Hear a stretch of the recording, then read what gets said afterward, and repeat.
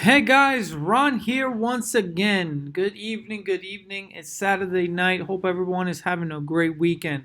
On this short video, I just wanted to share something real quick with you guys that I had made this week an epic week. Another good week for us here at Play by Play Options Trading, and that is unusual options activity. I'm not sure if you guys have heard of it before, and I'm pretty sure some of you have.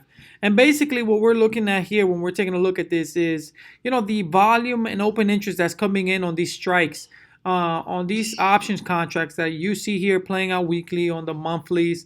And basically, because of this unusual activity, we were able to predict a couple of gap ups. Some of those gap ups, as you can see here, were COUP gaps up after earnings. Another one was Michael's gaps up after earnings.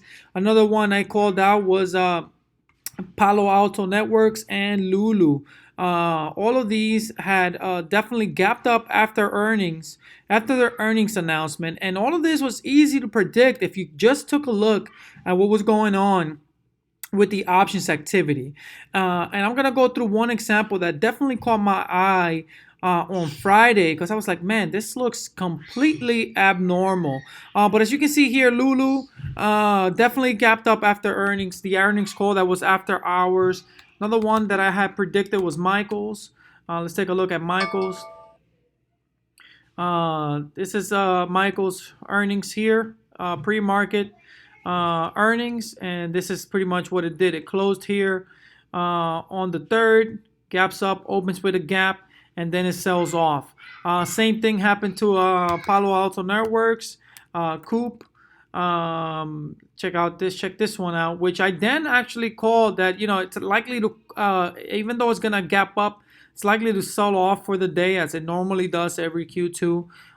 So this one actually played out fairly well on this one. So if you would have been had access to our watches, you would have known how to play this one because even though I said this is likely to gap up, but it has a tendency to actually sell off, and that's exactly what it did. Another one that I had called out was Michael's. Actually, it gapped up as well. It was a pretty nice play, but it was, again, not a normal one that I normally trade because it's below $100, but it was interesting to see this unusual activity. And again, it gaps up, sold off. It was easy to see, easy to see. Just paying attention to this unusual options activity, guys. And then another one that we went over was Coop, which again, after hours earnings had a massive gap up, as you can see here.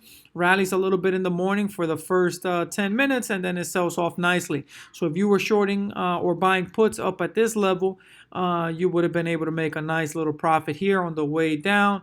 As you can see here, this was actually out on the watch list. I actually said, hey, man, it's likely to, go up and then probably sell off, and then I gave you a bunch of targets that you can target in order to take profit and make some money on this.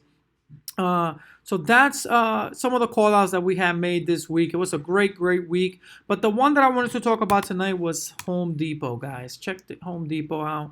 A hurricane just recently battered the East Coast here, the Bahamas. And Home Depot, what do they sell? They sell, tools, home repair, and things like that. And if you go through their charts, Home Depot tends to rally around this time of the year. This is a really good time for Home Depot. But what caught my eye on Home Depot was this, guys. Check this out. Look at this 245 call for September the 20th. 63,000 contracts were purchased on Friday. And this is Friday alone. I mean, as I was watching this grow, when I first caught eyes to this, it was only at around 34 to 36,000, and this is where it ended up for the day. So 63,000 contracts. Let's go ahead and do the math on that. 63,000 with an average price of 30 cents, I believe it was, when I was taking a look at this. So if you do 0.3 times 100, let's go ahead and do the math on how many dollars actually went into this, right? So $30 for every 100 contracts, or for every contract, right? So let's go ahead and multiply that times 63,680. You're looking at about $1.9 million, guys, that went into just this one strike here. And, if you were paying attention to this, you would have seen that there were massive orders going in here. And when you're going through this, you're going to compare, the put side and the call side, the put side and the call side. You're gonna see if there's anything that matches, that supplies, that makes this actually like a normal trade. And as you can see here, most of these barely pass 200. You know what I mean? Like most of these are stay below 100 for the most part. Very seldom are these getting actual, action. Look at these, And then the next thing I'm looking for is, is this a spread? Is somebody actually bearish on it? And, maybe they're doing core vertical spread. Maybe they're buying the 245s and selling the 240s or etc. You know what I mean? Or maybe they went short the stock and bought some calls, which would make you net, bearish on the stock.